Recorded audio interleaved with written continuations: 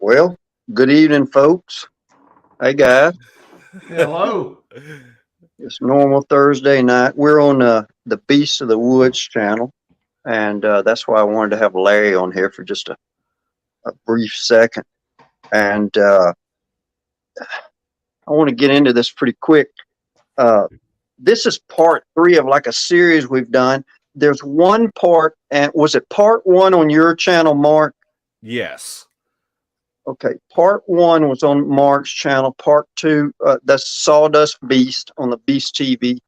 The next part was on Beast of the Woods Larry's channel too. So for anyone who has just jumped into this one on part 3, if you get a chance, go back and, I want you to listen to my show that I do with our guest here. But, man, go back and listen to those. And because we're going to try to kind of get into a little more detail with some of those stories. I always have a bunch of questions, and I'm always like scribbling down, questions and notes, when we have guests on and stuff like that. So I really appreciate him, tolerating us. Yeah. For part 3. And the reason that I told him that earlier, at any time he can end this. I'm saying no. Yeah, I told him, I said, I'm feeling guilty about this. And but we're gonna, Bama, let me mention this. We're gonna actually have a part 4 because we have not let him discuss his actual 3 sightings that he has had. And so part 4 will be him telling us in great detail of the 3 different boogers that he actually laid eyes on and the backstory to each of these sightings. So part 4 is going to be awesome too. That'll be great. And I didn't know that. Some of my questions will touch on that, but Greg and I, we've texted back and forth, and he kind of, you wouldn't think that, a couple of guys from Alabama, we kind of have the same thing in our brain with an attention to detail. And man, if you're going to have to tell a story to somebody, really tell it to where they can understand, what you were feeling and what you were seeing at the time. So we kind of have talked about stuff like that. That'll be a good one. There's a couple of questions I have here that that may kind of even touch on that, and maybe he can, give us a little teaser for that one. But I wanted to give just a little brief, kind of a backstory that I don't think anybody has touched on here. I'm looking at our chat up here on the big screen, and of course I see all of our regulars. Well, Greg was one of the people in our chat. I mean, he's been in there a while, and like most people, he just, he showed up in there one night with a username or whatever. And I'm not sure if it was on one of my, no, it's way earlier than when my show started. But of course, I'm in the chat. And I'm Bama in the chat. Well, here he jumps in there. He's Bama also in the chat, if you remember that. But he was Bama BF for people that are, in the chat. So during other people's stories, he would kind of, talk to us, and he would kind of speak to me too, simply because we're both Bama. We're just, we're from Alabama. So that makes us have something in common.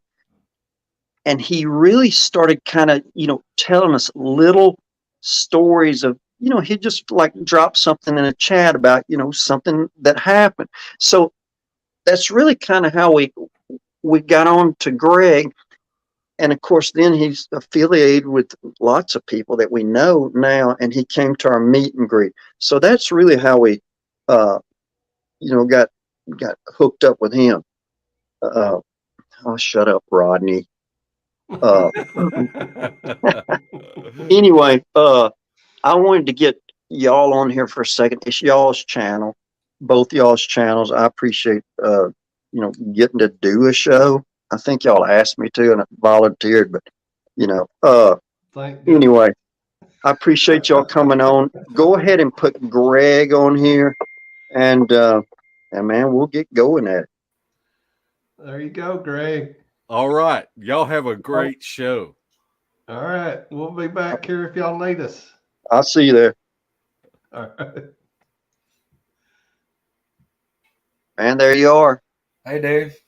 Third time.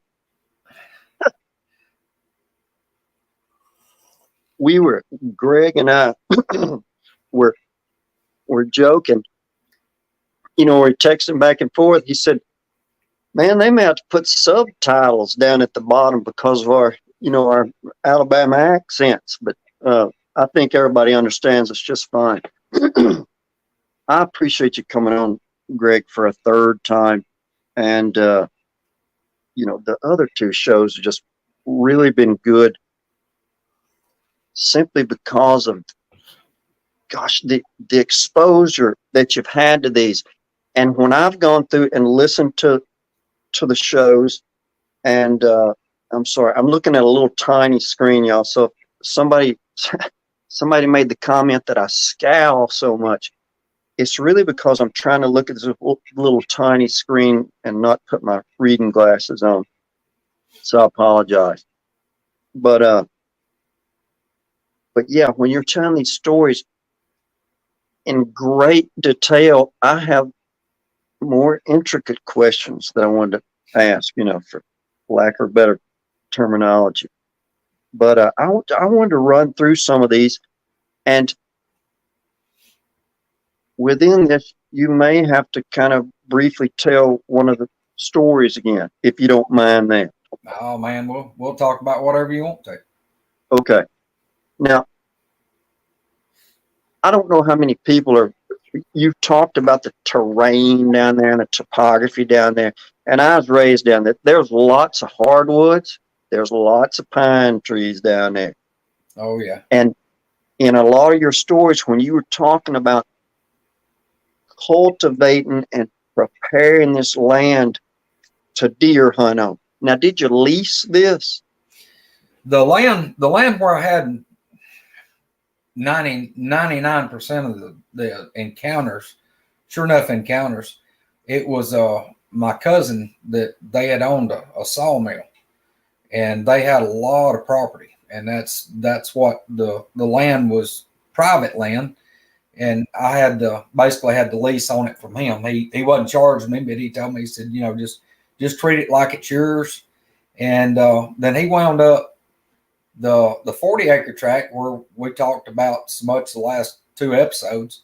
The 40-acre tract was where I tried to buy it from him, but his health got really bad, and he knew time was short, and he called me, and he told me, he said, look, I'm gonna sell that property. Well, he wouldn't sell it to me. And I told him, I said, well, what do you want for it? And he wouldn't price it. Never would give me a price on what it would take to buy it. And like I said, this was, 40-acre tract on the river. Actually, like I said, the tributary to Main Lake, it is backwater and considered part of the lake. Mm-hmm. And you're talking about, a quarter of a mile of waterfront. So I knew it was going to be expensive, but I make okay money, and I was planning on whatever I had to do to buy it, I was going to buy it from him. But he wound up sold it to another guy. And he told me, he said, look, said, y'all not going to be able to hunt it this upcoming season. He said, I've got it sold. So the guy's done paid me some money down on it, and it's sold. I said, well, okay. You know, I hate to see it go. And, you know, I was heartbroken. I mean, I ain't going to say I was mad. I was just disappointed. I couldn't put it together. Why? I kept thinking he thought, well, you know, that I didn't have the money I couldn't come up with the money or didn't have the money to buy it. And I kind of thought he figured that, you know, if I did, it was going to put me in a financial, you know, burden. Yeah. And he was, instead of being like my third, fourth cousin, he was more like my uncle. I mean, my whole life, he had a sister. My daddy had two sisters, and him and my daddy were like brothers. They looked at each other like brothers, and that made him basically like my uncle. And he just, you know, kind of sold it out from under me, I guess you'd say. But he called me. He said, you know, this was a couple of weeks after he'd sold it, and I'd already went and got all my tree stands, took my two big ladder stands, took them down, and got all my stuff. I actually had a climbing stand down there in the hardwoods by the river. Went and got it, and I left the gate. You know, I thought, well, I don't need that gate anywhere, but I got all my stuff off. Well, he called me. He said, he said, what are you doing? I said, I just piddling around today. Why? He said, well, come by. I want to talk to you. So I go to his house, and it's only, you know, from my house to his is like maybe 7-8 miles, and it's only 2 miles from this property on the main road from there to his house. So I went by and went in, and he was pretty much bedfast. He was, you know, bedridden, and I walked into his we actually converted it into a bedroom where it's huge. He could have company. I walked in. I said, what are you doing? He said, sit down. I got to talk to you. I said, what's going on? He just cuts his eyes over and looks at me. He said, so are you mad at me? I said, I don't reckon I'm mad at you. Why would I be mad at you? He said, well, he said, son, you've been hitting me up on that land for a while.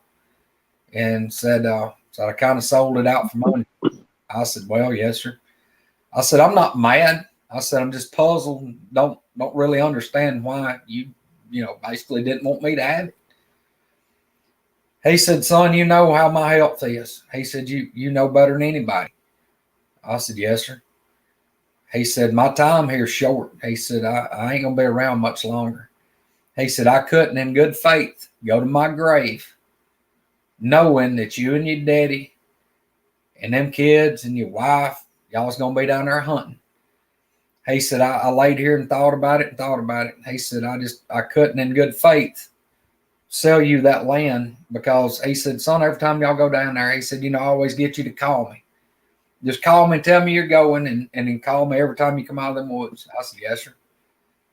He said, I couldn't just in good faith. He said, it just worried me to death. He said, I'd rather you not even hunt over there. And he said, I couldn't bring myself to tell you not to hunt it. He said, but I wasn't going to die knowing that you was still going back. And that's the gospel. The reason that he wouldn't sell me that land is because it worried him so bad, us hunting down there. Now, is that the first time he ever told you that? That was the first time well, now he was worried about me. I knew that. I mean, well, not. But is that the first time he kind of alluded to something or just, you know what I mean? Is that the first time he was really just said, look, man, this is the reason? Oh, yeah. I mean, that was the reason he gave me on it. You know, that was the first time he came clean on that it bothered him so bad that on his, you know, basically his deathbed, he died within, let's say that would have been, I'm guessing probably June or July, and the following December he passed away. So, I mean, it wasn't many months before he passed, he sold that. And like I said, he come clean about why he didn't want me to have it. You know, he didn't want to go to his deathbed knowing that I was going to continue hunting down there. Well, okay. So he sold the land to somebody. It's still, you know, butts up to your land that you hunt on. Is that right? Well, yeah, the land now. This is another one of the deals that, who knows? He, like I said, he was like my uncle. Y'all, he owned a lot of land. He had this other 300-acre tract that is across the river. The river I'm talking about, Mm-hmm. the original 40 acres. If you went out of the bottom green field, went the 75, 80 yards to the water, you crossed the water it's around 50 yards wide at full pool. It's about 150 feet across. When you hit the bank on the other side, there's 40 acres of private land. Then when you cross that 40 acres, which is a quarter of a mile, it's his property again. There's 300 acres there. Okay. In his will, he left that property to his other family, his immediate family members, and he fixed it to where it has to stay in a trust for 99 years. They can't sell it. Well, in his will, he willed me, my wife, and my 2 children the hunting rights on that property. As long as any of us 4 are alive, we've got the hunting rights on that. It doesn't cost me a dime.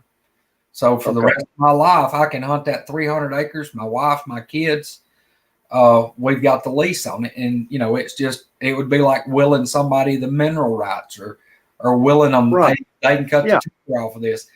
He willed me and my wife and 2 children the hunting rights on this 300-acre parcel. And it's only a quarter of a mile plus the width of the river from one property to the other. Well, that's where I'm having stuff now. Like last year, no more than I was over there last year. I had things go on last year. That's all kind of stuff. I hadn't had as many belligerent things happen, which we hadn't had anything belligerent in several years now. But it's still the deer getting stolen, whoops, howls, tree knocks. I heard the children playing. That sounded like 2 to 3 children playing in the pine thicket behind my stand. That was in the same thicket where Alan talked about in episode 2, where he had my truck backed up in the pines, and they're just growed up thicket, and I was bush hogging. I sat over there not last deer season, but the season before. I'm sitting there right before dark, and it's 15 minutes before I was going to come down. It's from my stand. It's out in the middle of this 28-acre field on a power pole. There's one little lone oak tree, and when I put the stand, the tree wasn't big enough to hold the stand. So I 4-foot deep hole sunk a power pole and put the stand up on it. All right. It's 120 or so yards from behind me to the wood line and about 120 in front of me. To my right, it's about 330 yards to the right and 414 to the far corner. I've set up there with a laser rangefinder and shot this field all the way around because I've killed deer. The furthest I've killed one is 409 yards in that field. But anyway, behind me up in this thicket, and I was wondering this. If you were hunting there, were you still using that 30-06? Man, I don't go to the woods without that 30-06. But I meant at that. What a lot of people don't know if they're not from Alabama is, some people were somebody had made mention, you made mention of your 30-06 several times. And somebody had made the mention of, well, if I was out there with them, I'd have this, or I'd be hunting with that or that. Well, most people don't realize that in Alabama, just like you did, people will hunt over small fields, or like you, they will go in and cut their own fields out and greenways out, and they plant it with certain things, certain times of the year. And somebody like Greg here manages the deer on his property. He lets the deer grow, lets the racks grow, lets the good genetics get passed on to other ones. And also, he goes in probably and culls out a lot of deer, like when you're able to hunt does and this and that and the other. I just wanted to throw that out in case there's anybody that didn't understand all that. But somebody had made mention of the gun, the gun, and I always hunted with a Marlin 30-30 with a scope on it, and so that really covers. Greg wasn't going out originally to defend himself against dang boogers while he was hunting. He's going out to deer hunt with a 30-06, which is completely normal down in Alabama, is the whole point I was getting to. But I wanted to ask, so you've got this land that we've been talking about where all the activity is going on, and it butts up to this land that this gentleman sold, the guy that passed away. Is that right? Yeah. Like I Do said, they hunt that, or have they just left it completely just wild? well, the guy that bought it, I don't know the guy. I've never met him, but there was a guy here local that had a tire store business, and he was from the same area, which is north of here, that this guy was from. And the guy that bought this property from my cousin, his brother went to high school and was a good friend of the guy that had the tire store here in this town. And I talked to him, and he said, "Hey," said the guy at the tire store said, "Hey," said, "I reckon I'm gonna be hunting some land that you hunted." I said, "What?" And he told me how his connection was one of his childhood best friends or graduated with, that his brother was the guy that bought this parcel of land from my cousin. Well, I'd already talked to him. We'd talked hunting a little here and a little there, and he'd hunted around here some. And I told him, I said, "Look," I said, you need to be careful." "What do you mean?" I said, "You've heard a little bit about me, talk around, people saying that I've seen some things that they really didn't believe in." I said, "Dude, that property that you're going to be hunting, you're right in the middle of it." I said, that's where most of the things has happened." Well, he was kind of on the fence with it. I mean, he was kind of on the fence with the whole thing till they started hunting it. So he even at the first, he entertained the idea a little bit. Yeah. I mean, he wasn't just, going, "Oh, you're full of crap and I don't buy it," and this and that. He was very open to it. And I told him, I said, "Look, dude, I'm not trying to scare you. I wish you well. But here's a few little pointers on the way I would recommend you conduct yourself on that piece of property." Yeah. And they had deer that got snatched from them. He heard a lot of different things, sounds and stuff. As far as I know, he never mentioned anything about them bluff charging them, being really belligerent or anything like that. Did he contact you and tell you anything? Oh yeah, we talked a few times about, he told me about a really nice buck that he killed and went back to go get it, and it was gone. They lost several deer that got snatched away from them. And I told him, I said, you can't leave those deer down there. If you shoot one and you kill it, you better get your phone. You better text somebody, call them, tell them to come to you. Don't leave that deer on the ground, because when you come back, it's probably not going to be there. Well, I was when Alan is a friend of yours. It's a lifelong friend. Oh, yeah. Hunting buddy and a woodsman. He's like my adopted brother. I was going to say, you said he was just like your brother. When you talked about the stand that you said there's a particular stand that he likes to sit in. Yeah. Is that the one where you had a lot of the things happen to you? Or how many stands do you have down through there? Down there on that property, like I told, I think the first episode, when you went in the gate, as soon as you went in, we had the little turnaround just on the inside of the gate that we were hardly ever using because the gate made so much noise.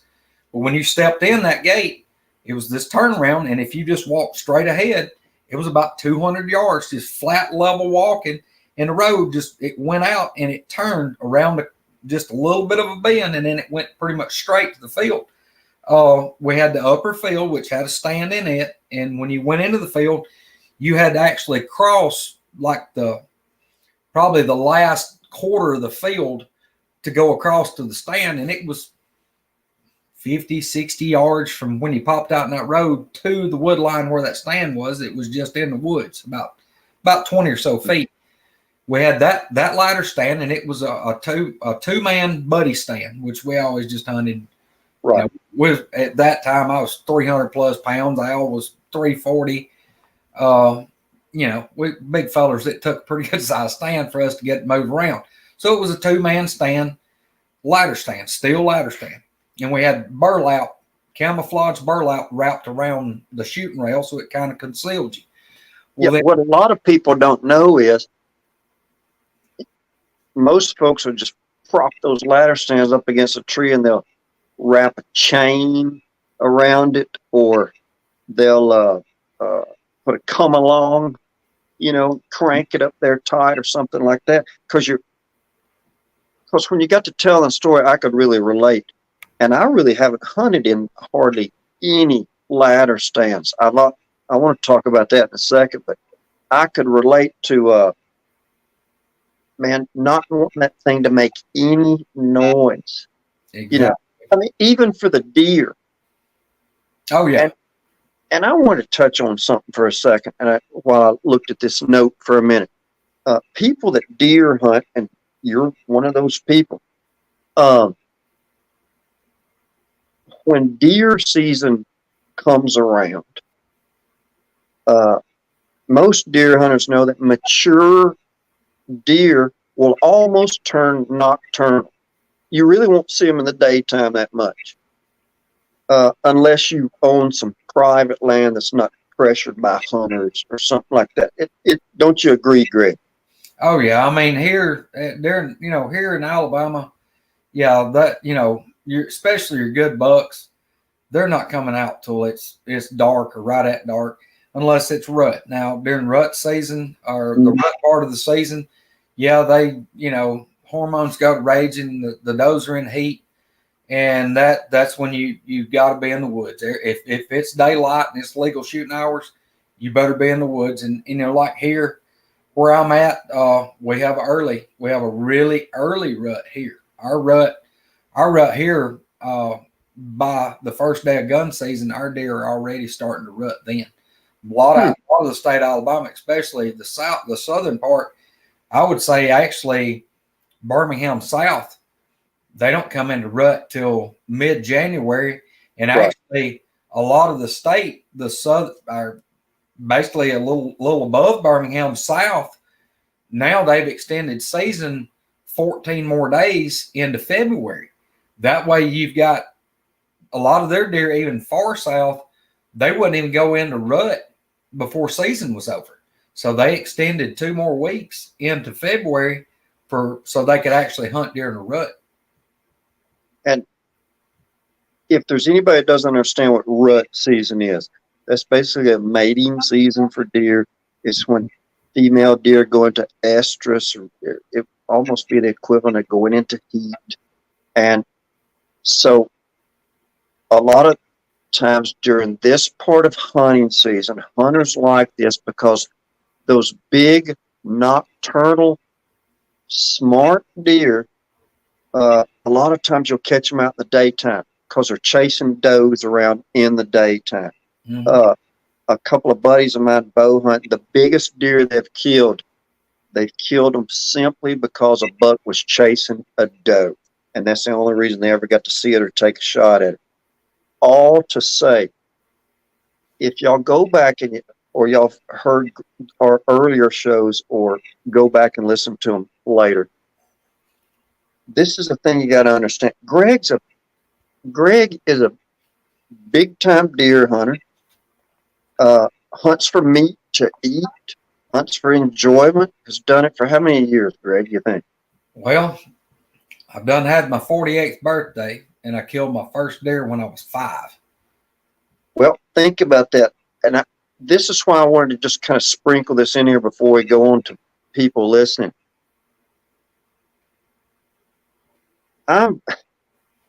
Most of the bow hunting I've done, almost all of it is at land between the lakes.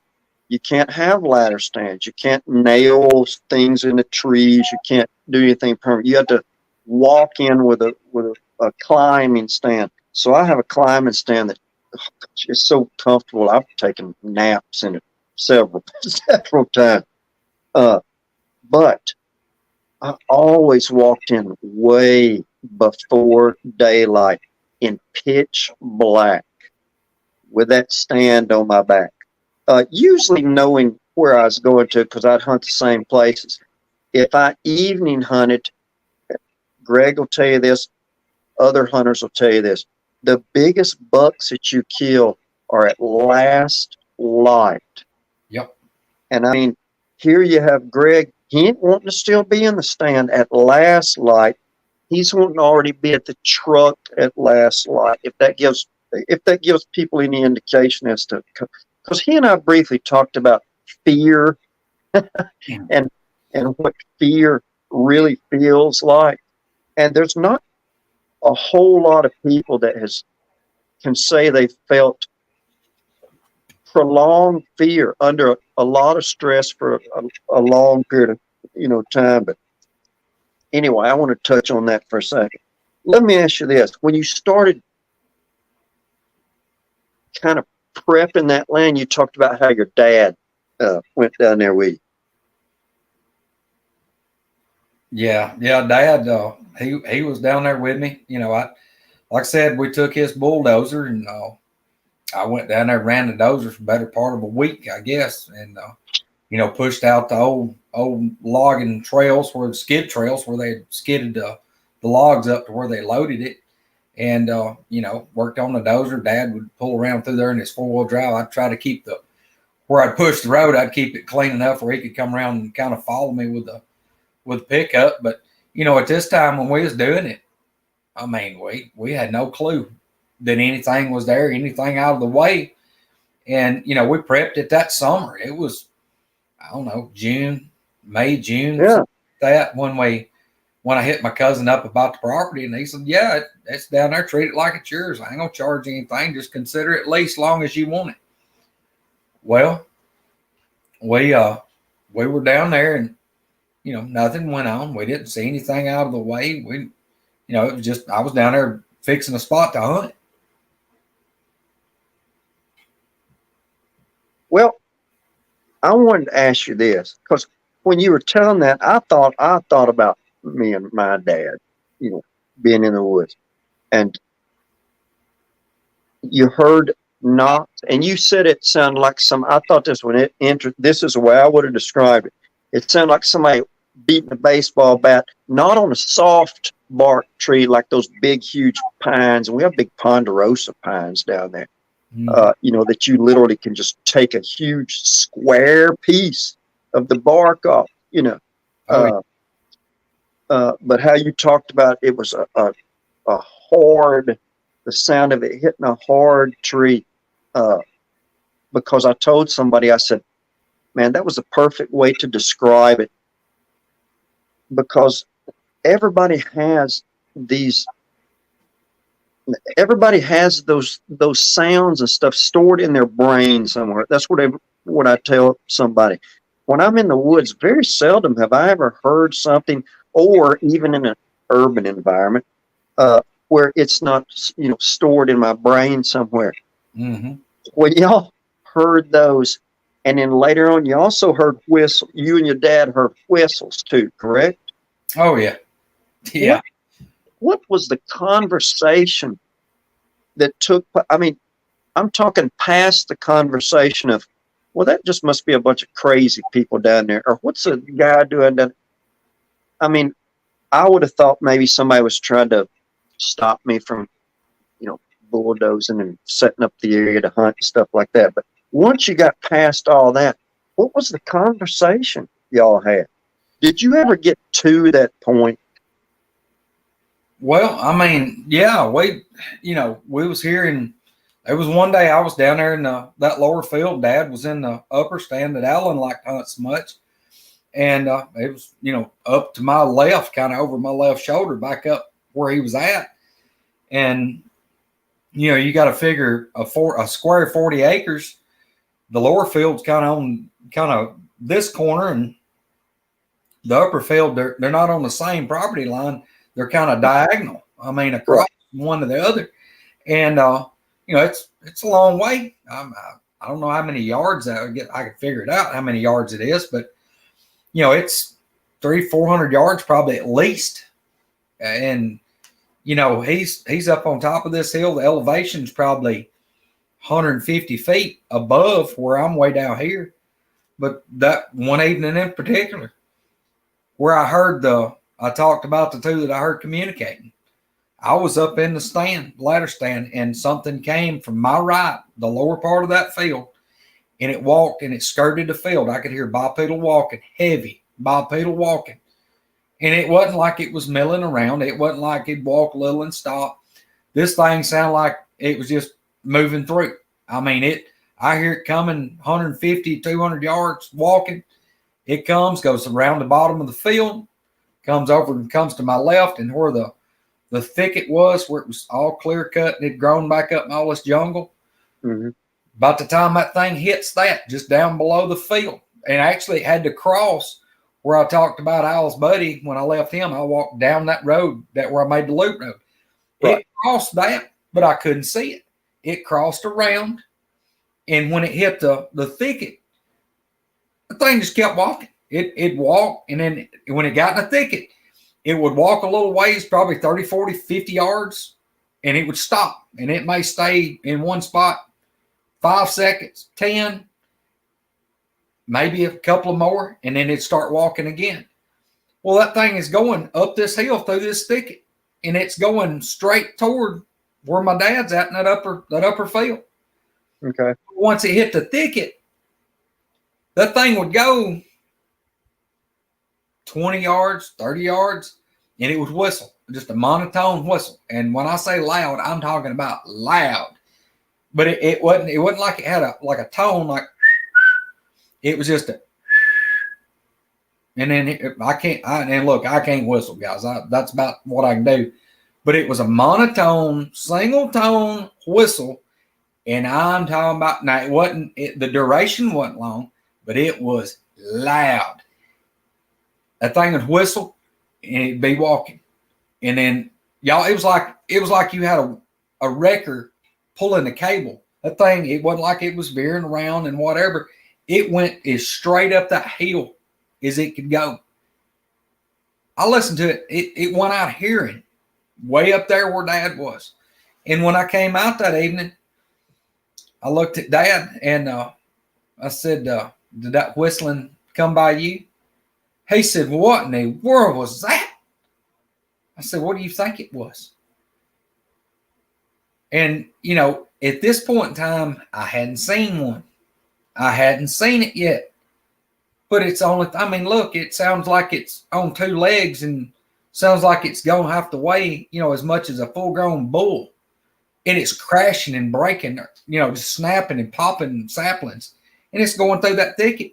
But it came through, come up the hill, went right behind that upper stand. Dad told me, he said, look, it had to be within 40, 50 yards. I said, where did it go? He said, well, it come up from where you was, come behind the stand, and went on over and went to through that and popped out in the big hardwoods, which that's the big hardwoods where I was talking about, where I heard the one upset about the motorcycle revving up. I got some questions about that later too. All right. But he really understood what was going on. Did he really, or did he ever lay eyes on one? Oh yeah. Yeah. Oh, okay. This was on into it. And after I saw the first one that I saw, I had leased another parcel of land that's on the same Forestry Service road. After you leave the U.S. Highway, when you peel off to go into this 40 acres, as soon as you went off the main road going in there, there was some timber company land, and it was a little over 100 acres, and it was on each side of this old Forest Service road. Well, he and I went together and leased it. The lease wasn't that much, you know. It wound up cost us like $400 or $500 a piece, and you know, it wasn't that bad. But me and him just paid the lease on it. We went in there and I cleaned up a couple of places where they had loaded logs, what we call bedding grounds, where the knuckle boom loader loads the logs up on the big truck. Well, we had a couple of really nice green fields there. Actually, we had 3, and we had it set up. And the first year that we were going to hunt it, the road, one of the roads, it was a gated road, and you had to go 140, 50 yards maybe, and you was going through these small pines, and they were up probably 10 feet, I guess. But and there were they had left a few like little stands of pines that had been planted before the last one. So you had 2 different growth heights of pines, and the road went right by these other pines. It's probably 20, 25 feet high, but the road was splitting them. Well, it went out, and you had a bedding ground that kind of peeled off to your left, and we had planted it. Well, that old logging road just kept going. So the whole field, the entire field was to the left of the road, and the road went on out, and it went down a swag and came back up, and it was about another 200 yards till it kind of dead ended. Well, when I cleared that out, I didn't have to use the bulldozer. We just used the tractor and the bush hog, and I bush hogged that bedding area. And of course, we just got out and planted the seed on it for the winter. But I went on down that old logging road and went down and come back up and turned around and came back. Well, the way it was, it was kind of growed up and just me bush hogging. I couldn't really go like 2 bush hogs wide. I had to just go in and come back out on the same one. Yeah. So it was 6-7 feet wide. Mm-hmm. Well, we didn't really have a place to put a ladder stand there because the trees to see that were pretty small. And what we did, I took some PVC pipe, drove it in the ground like 4 pieces, and I put that burlap, that camo burlap, and I took some pine boughs and stuff and brushed in and made a ground blind. We had a folding chair, camouflage chair. You could just walk into the field, and right when you got to it, you just step over and sit down. So what's facing the field, you know, you just about like from here down, you're hidden. Right. You're sitting on the ground. Well, you're kind of backed up in some briars and bushes and some more little short pines, but the field was kind of to your left, and you're kind of looking at it. But what we'd figured out after we'd hunted this for a few times was the deer, before they would come in the field, if you look straight ahead where this trail went down and went up, those deer would pop out in that trail, and they would walk down the trail, and then they may cut through the edge of the bushes and stuff and then come out in the field. But if you'd watch that trail, you could see the deer a lot of times before they popped out in the green field.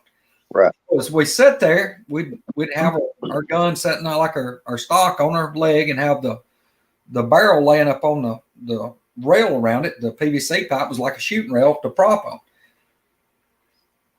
We would sit, and you try to keep your head still. I mean, you're trying to cut your eyes and like look at all you can without moving, because deer's going to pick up on movement before they will anything. And we would just basically concentrate on that trail, and you'd cut your eyes and look at the field, and then look back at the trail, and then look over at the field and back at the trail. Well, Dad told me, he said, look, I was in that ground blind, and he said, I was watching that trail. And he said, I hadn't seen anything. And he said, just kind of felt weird that evening. He said, I kept watching it. And he said, I seen something in my left, peripheral vision. He said, I cut my eyes real quick. And he said, it was like a covey of just little birds, like sparrows, and town sparrows and robins and red birds. Just a whole bunch just busted out, like in this little strip between the logging trail and the field. He said they just flew. And he said, I cut my eyes real hard and was watching them. And he said, I thought maybe a deer had spoke to him. He said, so I kept watching it. And he said, I watched it for just a few more seconds. And he said, by the time he cut his eyes back, at that trail, he said, I seen you, booger man. He said, that's all I can tell you. I seen your booger man. I Is said, that what he called? yeah. I said, Daddy, what it look like? He said, Yeah. that thing was black as ink. I said, jet black, covered in hair, head to toe. I said, well, what did you see of it? He said, well, I seen from about its waist up. He said, I seen its whole upper torso. Said I couldn't see its legs because this road or that logging trail went out there and it started down a little swag and then it came back up. He said it was just past the break of the hill of that swag. I said, well, how big was it? He said, well, it was big. He said, I'm talking about it was thick. But he said, I said, well, did it turn? Did it look at you? He said, no. He said, just as my eyes focused, like turned and focused, he said, it was just like, and was gone. He said, just like it stepped across, like one stride, it crossed that whole trail. And he said, it just looked like it glided across. And he said, it was out of the bushes in the road, into the bushes. He said, it was just a fleeting, just like one Mississippi, and it was gone. And he said, I can tell you what it was. He said, that thing was tall, it was huge, and it was black, jet black. I said, well, that's the one I seen then. I said, that's the one I seen was black as ink. He said, yeah. I said, it was shiny looking. I said, well, yeah, that's probably the one I seen. Well, we went back the next day. I said, we're going to go check something. What are we going to do? I said, we're going to go down there, and I'm going to walk down there where you seen it. Because time he's out and he's telling me this, it's done dark. You know, I went to pick him up, and it's done got dark. I'm not going back down there in the dark because I know what's down there. We ain't gonna mess with him till tomorrow. But anyway, I go back down there, and Dad goes with me, and I told him we walk in there. I said, look, we get to the ground blind. I said, look, sit back down in the ground blind, and I'm gonna walk, and I'm gonna keep looking back at you. I'm gonna look back at you. And when I get to where you seen that thing, you just, hold your hand up like stop. And I'd walked out there a little bit, and I look back at him, and he's like, go on. He's motioning, go on. And I'll go a little bit further, and this, 2 or 3 times. Y'all, it's 40, 50 yards maybe, I guess. I mean, this has been several years ago now, but anyway, it wasn't far. I mean, in the grand scheme of things, we ain't talking about no 150 yards. We talking, I will say, less than 50 yards.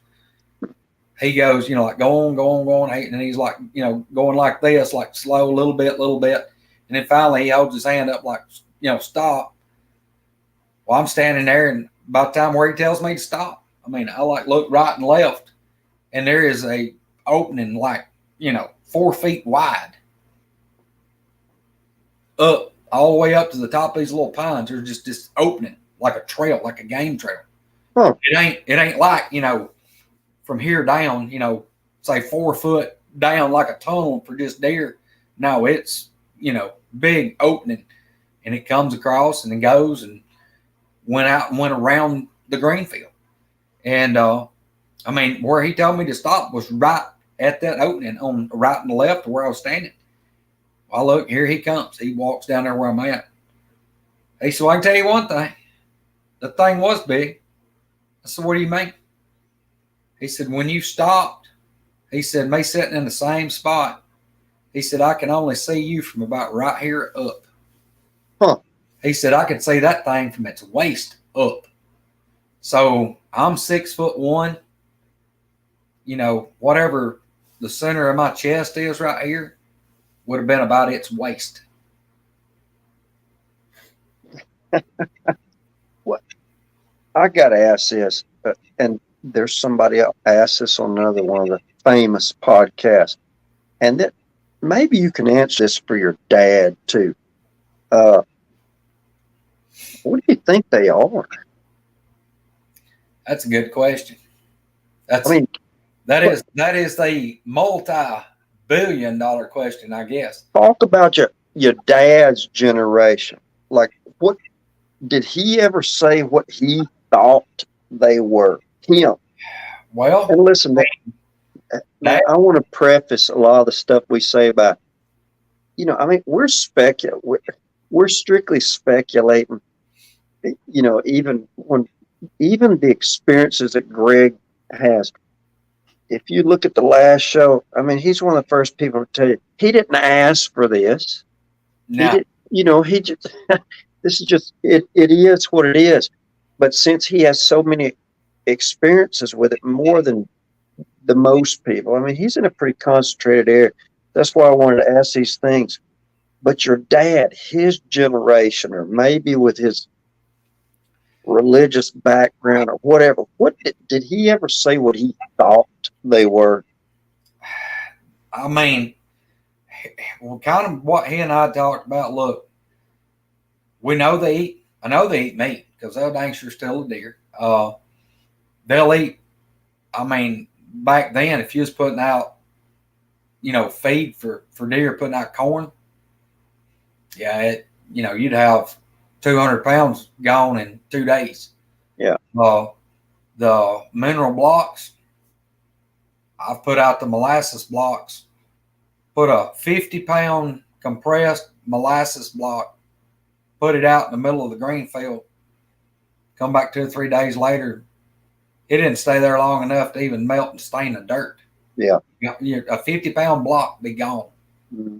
So, yeah, we started putting out loose mineral, and a lot of times we'd take mineral salt and dilute it in water and pour it out where it would soak in the ground, where it wasn't something that, it was all in one thing where it could be picked Right. and toted away. I mean, meat, blood, and bone. I mean, it's some type of animal. I believe that wholeheartedly for a long, long time. And like I shared last episode about, maybe in the first episode about what I spoke at the woods where it was not happy that it left. I mean, I'm going to touch on that in a minute. Touch on that. I'm a believer. I mean, did your dad or do you? I mean, y'all may have kind of the same views on it.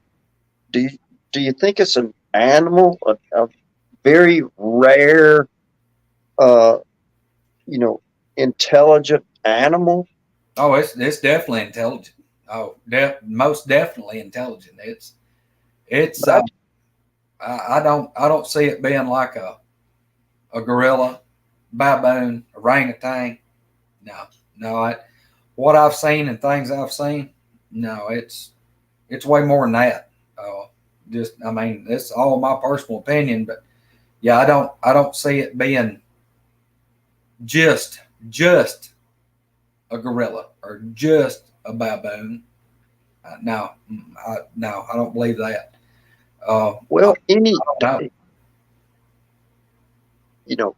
I've heard stories where you've talked about, and a lot of people that hunt understand this, about how the wind plays a big role in hunting. And guys that lease land, a lot of times if they have several stands, they really will determine which stand they're going to get in according to where the wind is going to be that day. So because you don't want your scent going out over the field or whatever you're hunting, or over, a hollow or whatever. Yeah. And being up in the stand gets you up high, so your scent carries out further and it has a chance to dissipate before it gets down on the ground. I wanted to explain that to people as we're still talking about, y'all hunting in the ladder stands. But is there any woo stuff that you even think about or consider? I mean, if Alan came to you, oh gosh, I can't use him as an example because he's too close to you. We hear a lot of people talk about, seeing them disappear or cloak, or I haven't heard anybody go so far as to say they've seen one come out of a portal or a UFO or anything like that. But I mean, there's times when you've never heard them as they approached you. Oh yeah. That's about other than me basically telling that one to leave. the rebuking it, and let me touch on that while you're talking about it for anybody that's not familiar with it, because we're from the South, we're from Alabama, so you've had to have been grown up with religion where I'm from, and my religion, I went to church 3 times a week: Sunday morning, Sunday night, and Wednesday night. And I was raised in the Church of Christ down there. So my thing with people, if I do talk about the subject, well, the scene one or something, I ask them if they're a religious person, because I believe that if I saw one, I've been raised so stringently and I have such stringent beliefs that I can't figure out where it would fit in the Bible, or where it fits in our natural chain of if you understand what I'm talking about. So here's what Greg said, because I asked him just something simple over the chat, and it was on the screen, and I asked him if it affected his religion or something like that. I think that was the terminology I used. And he told the story of, and I'll say it briefly because I want people to go back and listen to it, part 2. But they came down the hill behind him, and I forget exactly what was happening, but you said basically, I rebuke you in the name of Jesus Christ, leave me, or you're not going to hurt me, or leave me alone, something like that. Yeah. And did it just immediately leave? Yeah. I was in the shooting house, and I had the creepy feels, and then something got to throwing, So you're on the ground this time. I was in I got a shooting house, elevated like a tree. Okay. Yeah. I was in it, and it's got a staircase. It's about 12, 14 stairs to come down. So it's up off the ground about 9, 10 feet, I guess, to the floor. But I was in there, and it was rapidly approaching dark. And I knew I was going to have to get down in just a few more minutes. And I was going to have to walk a long way. I had to walk 500-600 yards to get to the truck, but I would cut across this field. Sometimes I'd walk around the edge, but if they were deer out there and I didn't want to spook them, some does or small bucks I wasn't going to shoot, I would snake, just kind of come around the wood line and go the long way around. Or if wasn't nothing out there, I would just cut straight across, and you have to go over like down in a swag, over a knob, and then down another swag, because this field's just rolling terrain. But anyway, I'm sitting there, and something starts throwing stuff at the shooting house, and it's not hitting on top. It's hitting the sidewall. It's hitting the wall behind me, which is the timber side. And I'm starting to get concerned, because I know what's throwing this, and it's just the gloom and doom, and it feels like the whole world's crashing down on you, and it's a horrible feeling. And like Al touched on the other day, I call it the creepy feels. It's like your sixth sense is telling you, you need to go. You better get out of here, and you better leave now. Yeah. I call it the little voice. I go, when the little voice speaks to you, you listen to the voice. Yeah. This was kind of like a big guy screaming. You got to go. You get out of here.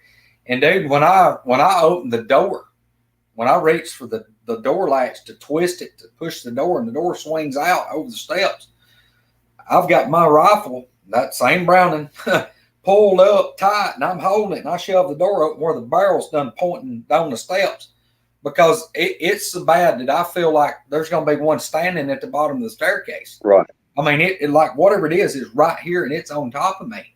And it's, I can tell it's not happy. It's throwing stuff at me. And, I've got to get out of here, because it's fixing to be dark. And I was there by myself. I was way off down in here, and it's a long way back out of there. And I'm going to stay here with it. I'm going to try to get out in the field where I've got a buffer zone where I can see a long way around me. I finally got the courage to come out of the shooting house and ease the door back shut. And there's stuff hitting the ground around me, and it's hitting the shooting house. And y'all, I come down that stand, and I mean, I'm like, I've done got my rifle up, and I'm looking around trying to make sure there ain't nothing around me and nothing under the stand gonna reach out. Right. You know, it was like almost like a horror movie where you see them reach through the staircase and jerk you under. Yeah. That's what I was waiting on. I mean, I'm trying to. That's exactly what I was thinking when you were saying that. Oh, Most people don't realize these stairs aren't. It's not like a ladder going up into these shooting houses. The stairs are actually a pretty long set of stairs. Oh yeah. So you could carry that. They're It really, yes. Yeah. That's. I mean, when I come out, I step like the first step, and I'm like looking under the stand, make sure there's nothing under there. It can just jerk me through the staircase, and Right. I get down. Man, I'm like trying to book it out in the field. I didn't run, but look, I didn't turn my back to the woods either. I mean, when I hit the bottom of the staircase, I turned and I'm looking over my gun, and I'm walking backwards, and I'm looking out in this field, and I back out, and I don't get far. I don't get 15, 20 yards out in the field, and it is so bad that I pretty much lock up. I was afraid to move because I felt like this thing's fixing to bust out of these woods. It's right here on me. It's right here. That's like I told the other day. Why I said it, I don't know. I can't tell you why. I don't know why it popped in my head. But when I spoke up, that's what I said. I said, I rebuke you in the name of Jesus Christ. You leave me. You leave now. In the name of the Lord, I command you to leave. Did you say it out loud? Said it out loud. Didn't scream it. I just said it loud and stern. Okay. Dude, it was like you jerked a giant power switch and just cut it off just that quick. It was like somebody picked a weight off of me and it left. They didn't anything else happen. Nothing else was thrown. Nothing. I stood there just a couple of more minutes, and I'm talking about a grin flooded over my face.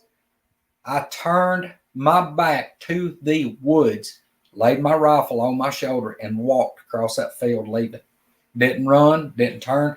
I don't know for sure if I looked back at the wood line over twice in 500 yards. I had no feeling of ill will in any way. It was absolutely like you had snuffed a candle out. Did you hear it leave? I heard a limb or two break. That's it. It wasn't like it crashed leaving, but I'm telling you, it was like you turned a power switch, just flipped a light switch. It was done. That brings up another story for people listening that have heard the stories.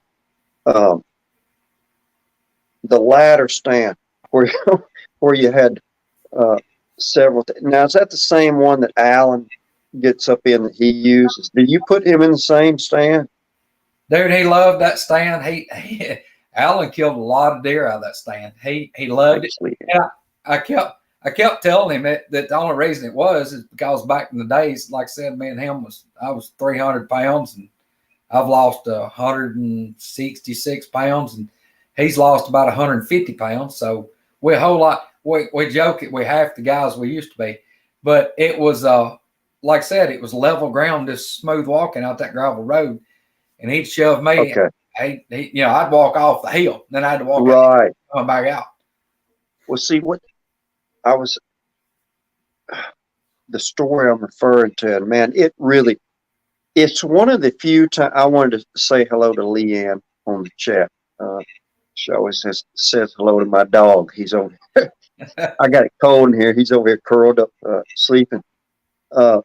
You were talking about being in that stand, and I couldn't even stay in the chat because I really was listening to the story, that you were telling. Because you talked about getting down out of that stand, when these ladder stands, a lot of them come in pieces. I mean, they're pieced together. Yeah. All the way. So really getting up and down out of one of them without making any noise is near impossible. If you're doing a climbing stand like I use, you literally inchworm your way up the tree. There, I don't know what you would have done if you'd have been in a climbing stand. But Greg talked about getting to the bottom of that, to the bottom rung of that ladder. He did so, carrying a loaded firearm, which when you told the story, you were like me. You never climbed up in a stand with a loaded gun. Even our bows and guns, we lower them down with a long rope, for safety purposes. Yep. When I had company in the house that night, and when you told that story, you said, "Now I was never taught to go up and down a stand with a loaded gun." And I looked at the person. I said, "I bet you he climbed down with a loaded gun in his hand." And you did. I did. So, Oh yeah. I want people to go back and touch on that. But I told you, I think in a text, I've known that. I felt that kind of, not this type of situation, but I felt that kind of fear to where you had that pause and you thought, what I'm going to do next is going to cause something. Something's going to happen. When my foot hits the leaves, because I didn't kind of clear me out a little trail going to the ladder there. But I wanted to ask you, you said that you had heard it calm down behind you and then go back up over the hill, and you heard it walk till you just couldn't even hear it walk anymore. And that's when you decided to get down. When your foot hit the leaves and that thing started coming like an ATV with the engine off, tearing through the woods. Do you really think it was it coming for prey? Did it consider you prey? This is all speculation, but that's why you're here. We want to hear what you think about it. Do you think it just made it angry? What do you think? It was like it had a temper tantrum. I'm talking about full-blown temper tantrum. And like I've said, I ran the 20 feet from the stand to the edge of the green grass, and then I ran maybe 20 yards, out in there. So I've not run far. This thing's went over 100 yards. I'm in the open. I'm moving as hard and fast as I can in the open to get to where I can. And I can tell that it's gaining on me tremendous speed. And it's like, you ought to be able to see like limbs just scattering as this thing's plowing through them. Mm-hmm. And it's, I can hear the feet pounding the ground. And like I told, like I tried to describe, when I planted my foot, whirled and turned and brought my rifle up ready to fire, the last few steps that this thing took before it stopped, you could feel the ground shake. It was like you could feel this thing impacting the ground with its feet. It's like it's shaking the ground. It's hitting so hard. And when did you expect it to just come on out? Dude, I'm talking about, in my mind, I'm fixing to have to shoot this thing because it's fixing to attack me. It's coming like I've got it on a rope and I'm just pulling it. It's coming straight to me. And dude, when it stopped, it was right behind the tree, the tree that my stand was on. It stopped at the base of that tree. It came as straight to where I made the noise as it could come. It comes straight to that point. Yeah. It wasn't just running up there, running up close or running up out in the thicket. It ran to the bottom of the tree that I had just come out of the stand attached to. I wanted to ask you, I wrote this question down. Did you go, you obviously went back to that stand, but did you go into behind the stand and see what kind of stuff was torn up or anything? There wasn't enough money to make me go back in that thicket. Not where that thing was at. No. Oh, so that was more of a thicket back in there then. Yeah, where it came through coming. That was the growed up thicket where it came through. I don't know why I had the idea that it was kind of like hardwoods that went off up a hill or something. No, And listen, people that aren't from Alabama or the South don't understand that when he said he went there in June and took a bulldozer, I mean, really, it is briars and honeysuckles and blackberry bushes. And if you were to mow a field down there and just leave it completely unattended, this is what happens to the field. It grows up in stuff literally that is so thick that you're not going to walk through it, No. you know, wearing briar pants or anything. You just can't navigate through it. That's the thing. Now, I was thinking about that. the other thing that property had a bumper crop of was our tiny state bird, the yellow jacket. Man, eat up with yellow jackets. I got in, Yeah. I don't know how many yellow jacket nests on that piece of property. Oh man, let me get. I wondered if you had went back up in there, but I didn't realize that it was a thicket up in there. Oh yeah, all around that stand, it was just a thicket. And like I said, it was directly behind it. You went 120 over 100 yards. I'd say anywhere from 120 to 150. It was through that thicket, and I mean just the grown up, just volunteer stuff had come back where they had scalped it when they clear cut it. Right. And it was just a growed up jungle. And that's the reason, like I said, these things would come in 20, 25 yards from the stand. You could tell where they were. You could see the saplings move as they'd walk. Yeah. You'd hear limbs popping. You'd see the pines, they just spread apart and then whoop back together as it was like, I guess. And you know something? I was just thinking that, and a lot of people don't realize this, but when those little pine saplings come up down there in Alabama, they really get to a pretty good height, but they're still so wispy that they're almost like sage grass. And I mean, even a little wind will really move those things. Mm-hmm. And then there'll be lots of small saplings under there. So it's a super thick green. It's thick, but those pine saplings, if that's all it is, it really is so easy to just move through there. So when you told that story, that brought me to my next question.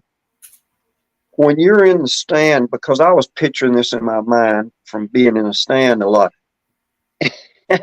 and you could see the pines and the foliage splitting, and I think it went around till it got downwind of you. Isn't that correct? Exactly. And these are the kind of questions I ask, and I hope people find this interesting. But the whole time you're watching that, are you once again sitting there thinking, "Oh man, I'm going to get to see this thing"? I mean, are you wanting to? Are you really sitting there going, "Man, I want to see this thing"? Oh yeah, yeah. I mean, look, dude. I've had, the first one I saw was, like I said, it was January 29th, 2009, 11:30 in the daytime. Okay. I mean, it was a road crossing. Like I said, we'll tell that story, but I'll give that much up.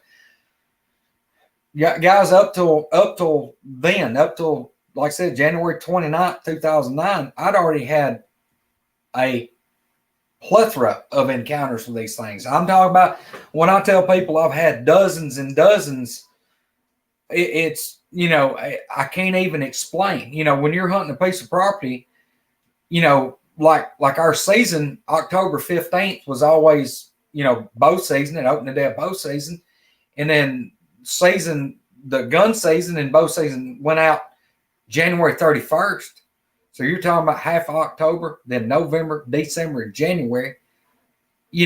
That's a long time. That's a lot of days in the woods that you could hunt. Yeah.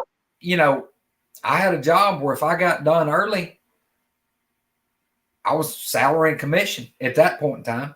So there'd be days through the week. There'd be sometimes I'd have to work till 10 o'clock at night. But 2 days later, I may be getting done at 1 or 2 o'clock. I may get to go hunting 2 or 3 days through the week, hunt like in the evening. Then I hunt Saturday and Sunday, Saturday morning, morning and evening, and Sunday morning and evening. So, I mean, I may be hitting the woods 4, say 6, 7 times a week. And I may go a month and nothing happened. And then I may go down there 5 times in a week and have something happen 3 out of the 5. There was no rhyme or reason. You couldn't say, well, they're probably here. It's about time for them to show up. This is November 27th. No, they may be there the opening day of bow season. They may be there. That was when I heard the first thing was opening day of bow season that year. The first time we hunted this property. They may be there 2 or 3 weeks. You may not hear nothing out of them. They may be there a week. You're dealing with them. You may go 3 or 4 weeks and nothing happened, and then boom, it does it again. Yeah. There was no way to keep down when this was going to happen. There was no set schedule. It was just hit or miss. You had no idea. And like I said, I may go hunt a week. I may go hunt 4 days a week. Nothing happened. Go one day next week, something happened, and then nothing again. Or it may be the next 3 times in a row. There was absolutely no rhyme or reason when or what was going to happen. That's something Bob was asking on here if you had anything happen at your home lately, not at your man cave, but at your home.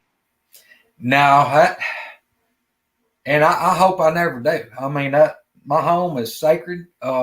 It's bad enough here, like where my man cave is, and it's only about 5, 6 miles to my house. I mean, it's really close, but I've never had nothing happen at my house. But now they've got there's a town in between, and then there's another river or a big creek. I just never had anything happen there. Now, right here where I'm sitting right now. Yeah. I came over here, say what day was it? Monday night. I'd been out, and I'm not telling everybody why I'm out late a lot of times, but I've got a specific reason that I'm out late a lot. I showed up here and got out of my truck outside, started up on my porch, crossed the river. Coyotes were going crazy, like throwing a light switch. I hear super long scream, probably at least a mile away, but I heard it. I heard it plain. It wasn't real loud for the distance, but I heard the scream. This is 1:30, 2 o'clock in the morning. Well, I just stop on the porch and stand there. The coyotes, instead of keep on going crazy, it just like mute button. They stop. Yeah. About I don't know, 45 seconds to a minute.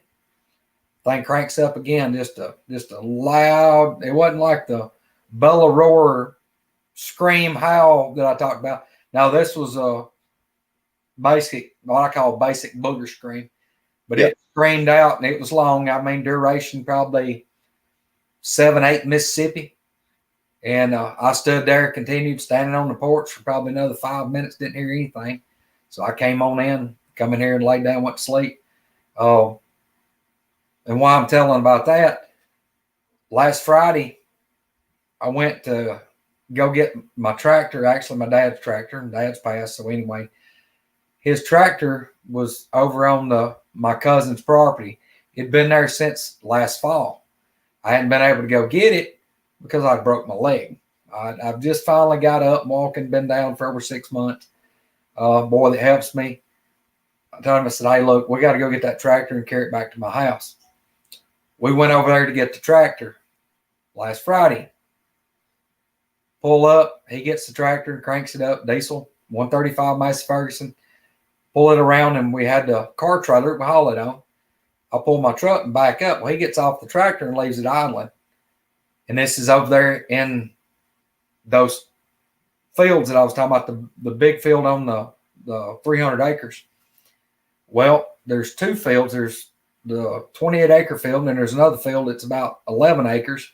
And there's this big hollow between them, and it's hardwoods. And it's grown up all around the outside, but you got 11-acre field and a 28-acre field. Well, we're in the 11-acre field, and my truck door is like 4 or 5 feet from the brush, the wood line. Yeah. I back up. The boy that works for me is standing at the tongue of the trailer, like, come on back, come on back. So I back up and he's hooking the trailer up. Well, as he's hooking the trailer up, my pickup's sitting there running, the tractor's back there idling, right beside my truck in this growed up thicket.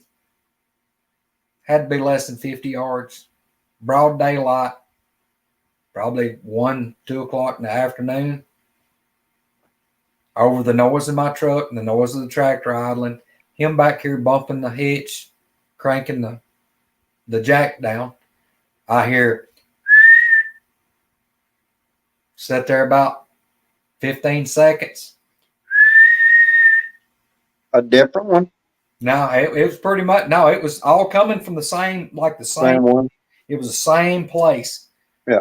Thing whistled 3 times in probably between 30 and 45 seconds. Huh. It whistled 3 times. Why it whistled during the daytime like that, I don't know. But it was right out in the wood line, probably 50 or so yards from my truck. Yeah. I heard it which my truck's quiet, but I heard it. Like I said, he's back there. I hear him, I feel the hitch go on the ball. I hear him latch the thing. We load the tractor. And I'm like, let's come on, let's go. We left, but yeah, but back on your deal about wanting to see these things, I'm like anybody. I'd love to see one again, but I'd love to be able to pick and choose where I did see it, and with a moderate degree of safety involved. Yeah, that's the problem, isn't it? Exactly. Hey, Corky was asking if you had any caves or mines down there anywhere. Because in Alabama, there's certain areas that have a lot of caves, but we have a lot of mines where I'm from. Yeah. The county I'm in, what mines we've had have been strip mines. We don't have any like underground mines here.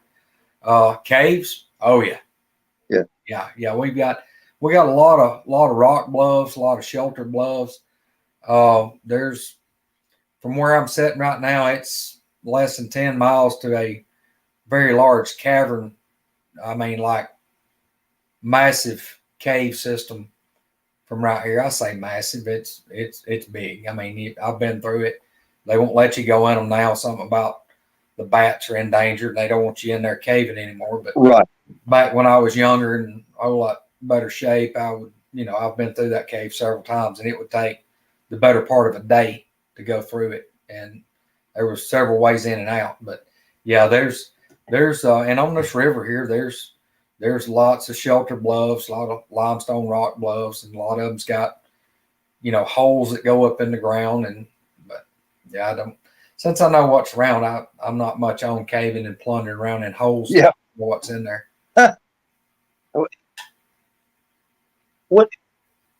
What changed after I was going to ask you this. One thing I wanted to ask you is I figured if you had land that was down close to the river, you probably had stands down on the river. Did you ever see anything while you were on any stands down there along the river? Did you have a chance to? Well, the main place that I tried to hunt on the river was like when I carried Al's buddy and let him in that lower stand. I had a real good place that I could go off the hill and then go back to the left. And it was about halfway around that property line, but the river had a little bit of a bend in it. And a lot of times in the winter, the lake would be down and that would expose a lot of the bank. And the way the bank was, it would be like, all the hardwoods on the edge of the water and all the right. roots was going into the edge. Mm-hmm. Well, if the river and the lake had eroded, it was kind of like a overhang. It was like, you had the trees and then the roots was all balled together and the water had eroded it out under it. So it was like an overhang. And it, you could actually, if it was raining, a lot of places you could back up in there and it would be, 4 or 5 feet high and it may be just roots holding the topsoil together, but it was right. like a shelter bluff. Right. I had one spot that I could sit and I could actually sit up kind of with roots hanging around me. I could set up in that and I could look to my left and, see 350 yards to my left and turn around and look to the right. And, you could see that far this way. I mean, you could sit there with one man with a rifle. If you shoot, you cover 700 yards.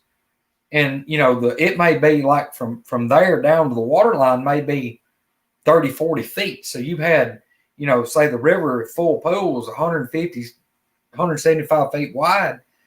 Well, a lot of times, even in the winter, it may be down. They would be shallow spots. The water may not be knee deep. And, you know, if you had deer going across the river, that's most time where they were going to cross. They didn't have to swim. They could just kind of bounce. Right. Well, you know, even if you didn't see them when they was on the bank, when they started splashing the water, you know, they were really easy to see. It was like a major highway that they had to cross. So most of the time down there, I didn't have a stand. I never put a ladder stand. Now, I had hunted it before we really figured out what was going on. I had a climber down there on that part. But after I got so many dealings, especially after, you know, that one bluff charged me when I come out of that stand, dude, my whole outlook changed on hunting out of climbing stands, especially over there. Because, you know, a climber, your feet strapped in, you got that top piece around you. You can't we'll kind of keep it G-rated, but it is, as we say, it's hard to unass the stand when you're tied to it. Yeah. People don't realize that really you have a thing strapped on your feet and you sit down and put all your weight on a seat, and then you raise your feet up and that grips the tree, and then you stand up and raise the seat up. So you really kind of inchworm your way up the tree. And sometimes you have to saw off little limbs going up through there, and there really isn't a quiet way to do it. I wanted to ask you this: what was it a culmination of things, or was it one thing that made it to where you ain't going in before daylight or trying to get out after dark? Well, I mean, yeah, it was. Because most deer hunters, you used to go in before daylight, didn't you? Oh, man, I walked in places, you know, they would be places, especially some of the hardwood timber that we've hunted, not here, but in this county. I mean, within a few miles of this. You know, I grew up hunting here. I spent a lot of time in the woods. You know, if the moon was out, there'd be a lot of times in some of this big hardwood timber when the leaves fell. You know, we'd go in an hour and a half before daylight and not even use light. You know, you'd stay in the stand to, you know, you're 20 feet high in a climber. You look down and, you know, the ground, you can't pick out the different leaves. I mean, it's dark. You know, we'd walk out. You know, we don't want to spook that. We don't want to spook the game. We're going to sneak out. We didn't even use the light. You know, we'd just try to ease out. But that's why I was trying to tell people that people that deer hunt, that are successful hunters, I mean, they go in when it's dark, or if they're there in the afternoon, they come in after it's dark. So really something had to happen to where you said, man, I just ain't going in. I ain't staying here after dark no more. Yeah, it'll change your outlook on life when you figure out what's out there. Was it a certain thing, or was it just since all the stuff was happening, you decided to kind of change your habit? It was things just kept piling up, and getting more belligerent. And, you know, even though I couldn't prove what it was, at that point in time, I hadn't seen it. But, you know, I've got things that's following me out. You know, something's throwing stuff at us, and, you know, then you hear, you know, something scream. You hear the whoops. You hear something tree knocking, and, you know, it's hard to explain to somebody, just like talking about the tree knock. If you've never been close to hearing a tree knock, now I'm not talking about close as in, hey, I heard it across a quarter of a mile over here, 40 acres. No, I'm talking about less than 50 yards. Oh, yeah. I'm talking about, I've had it way closer than that. I'm talking about, you know, probably 100 feet just at the edge of the thicket. When you hear something that loud hit together, that it shouldn't be possible for it to be that loud. I mean, you can't describe it to somebody that's never heard it. Just the sheer force, the way that it pops. I mean, it sounds like a gun going off. Just the kapow. Mm-hmm. And it's and like you brought up a while ago about the tight bark tree. I mean, it was almost like there was no cushion. There was like, you know, thick bark would have been like having styrofoam to Right. blow some. No, this. I mean, about all I could tell you is it had to be like a tight bark hickory or a something that was, you know, like a beech tree. I really believe most of the time it was a beech, because the woods down here around this lake there's lots of beech trees. You know, the bark is really, really, really thin. It's probably not a quarter of an inch thick on a beech. It's real thin. And the wood's hard. It's hardwood. And man, when it hit, my gosh, it was loud. Good night. I mean, it had a crack to it. You know, like I said, it sounded like kiln dried lumber, like a 2 by 12, like two 2 by 12 pins long, just like when you was a kid and take 2 school books and, you know, pops.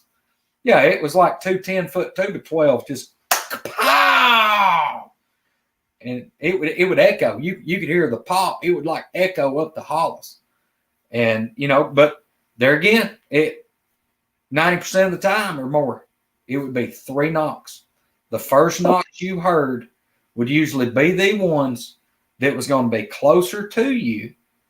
And by closer, I'm talking about, you know, 100 yards or less. That was majority. When them things would knock, when you first heard it, they would be pretty damn close. I mean, they'd be right up on you.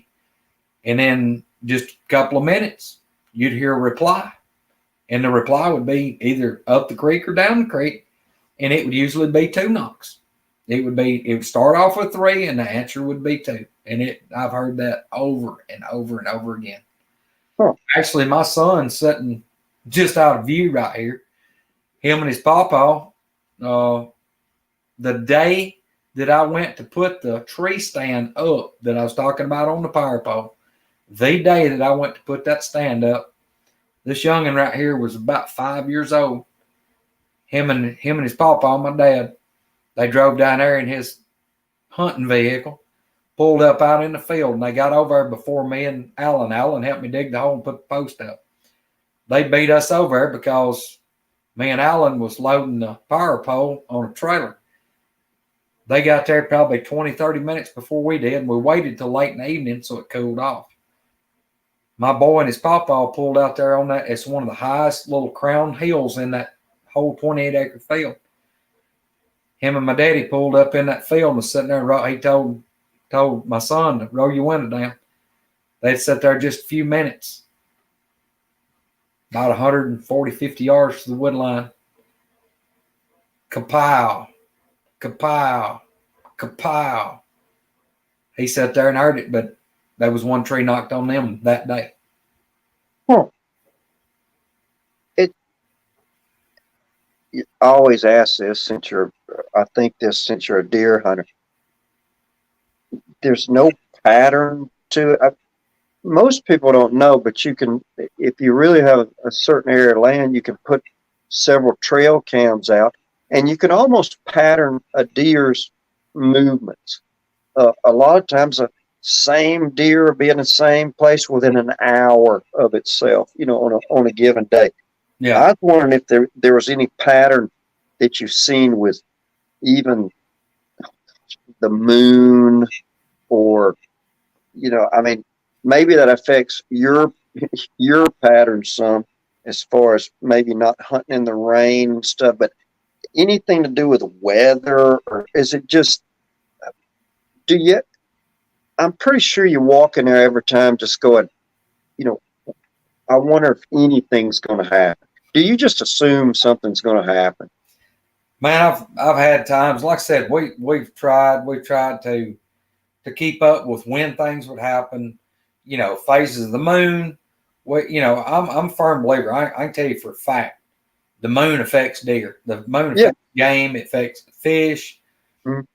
I can't tell you what it does to these things. I do not know. We tried to pattern it, this and that. Like I said, we have yet to have any rhyme or reason to why or how these things were doing what they did. I mean, you never knew, and that was another thing. People like, well, why didn't you do this, or how come you didn't get a video or an audio, or da da da da da. Man, I may could have carried a recorder with me for a month solid, nothing. And the very time that you think, well, I'm on, it's useless, you go down there and something happened.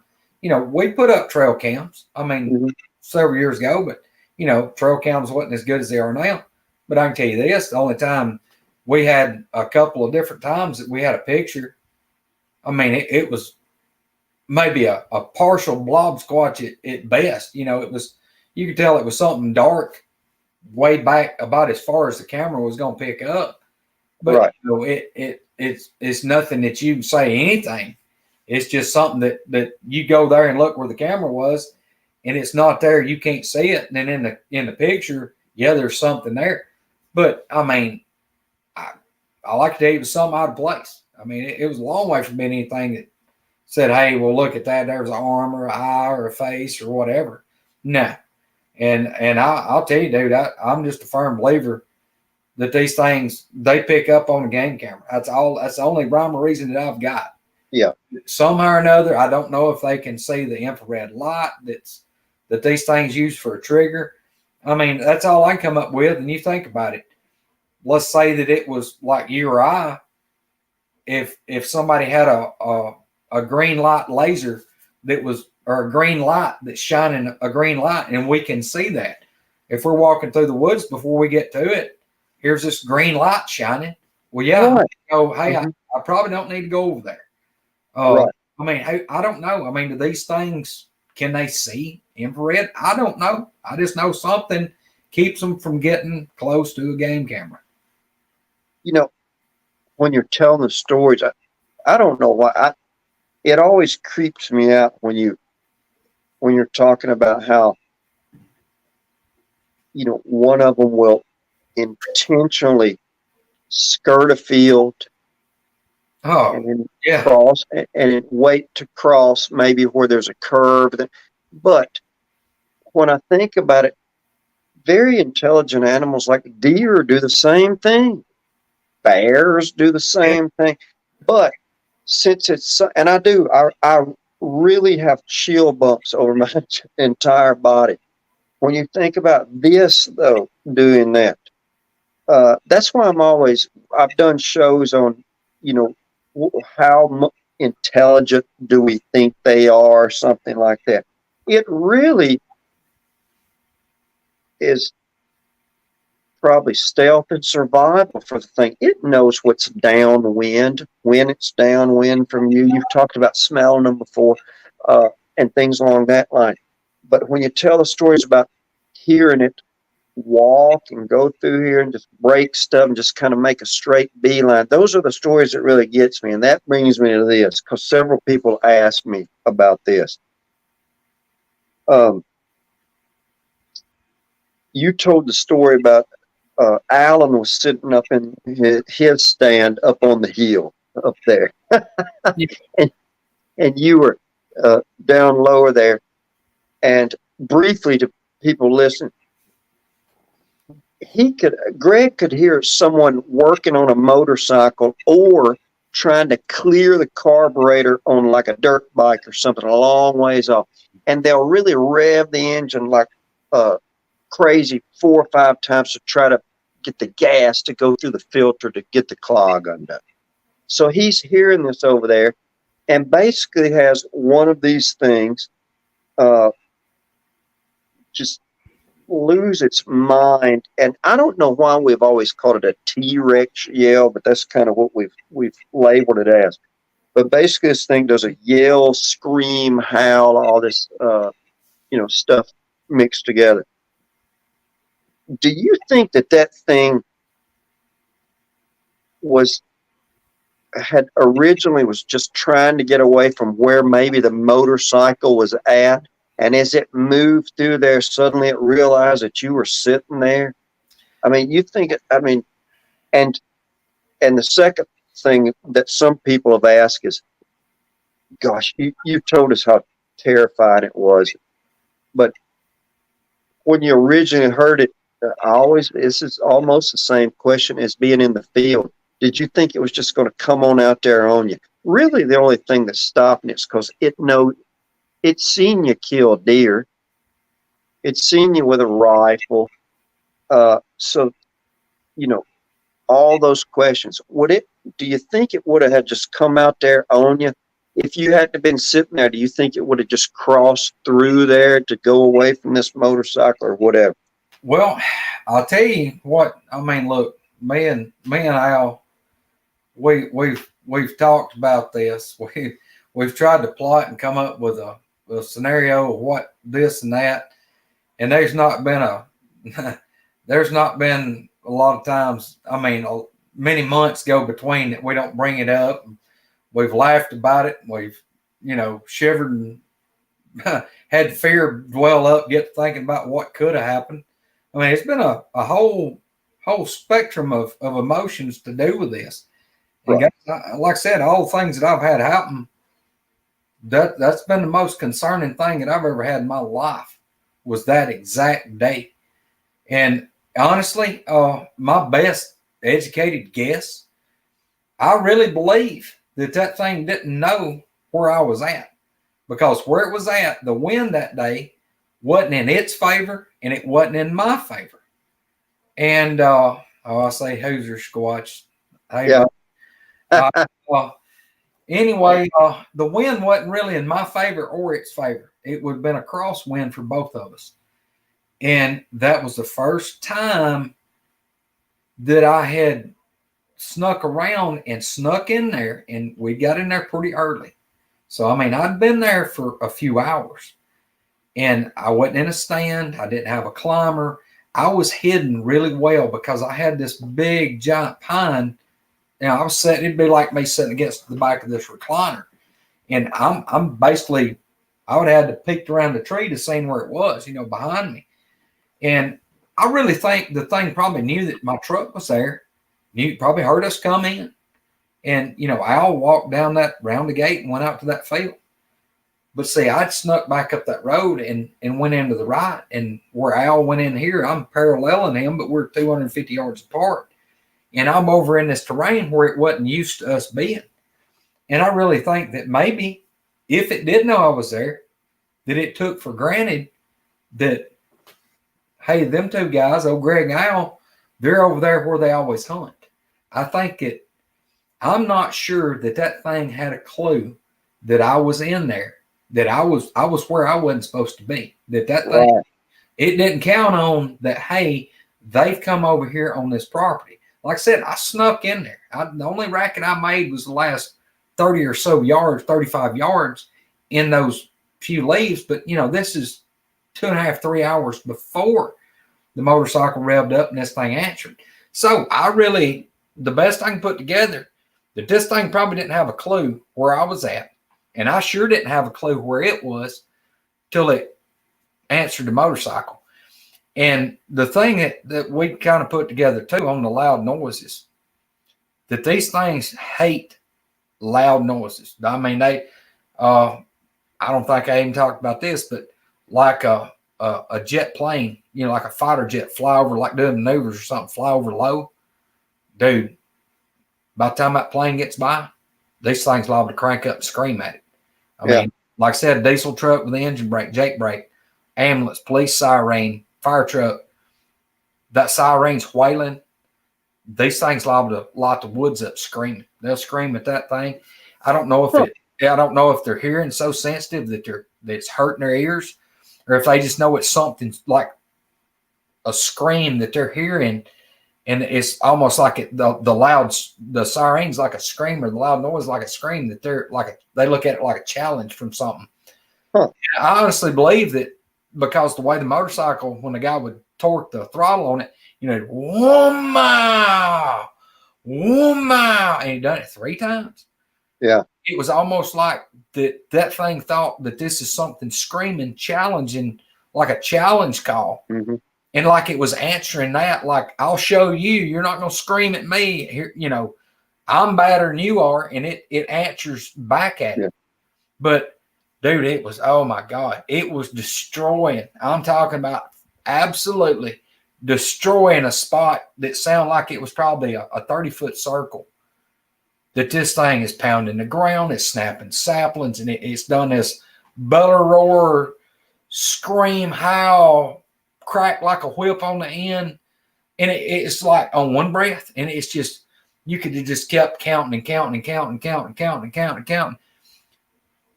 Honestly, if I told you how many seconds I thought, y'all would think I'm crazy.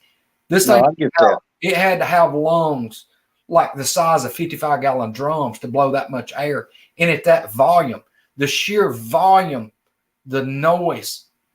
Y'all, I am 40 or so yards. I'm close. I can see to this hardwood line, and it can't be over 30 feet. It's less than 10 yards. I mean, it's like I'm looking at a wall, all this vegetation, and it's hardwood still there, and it's just in there where I can't see it.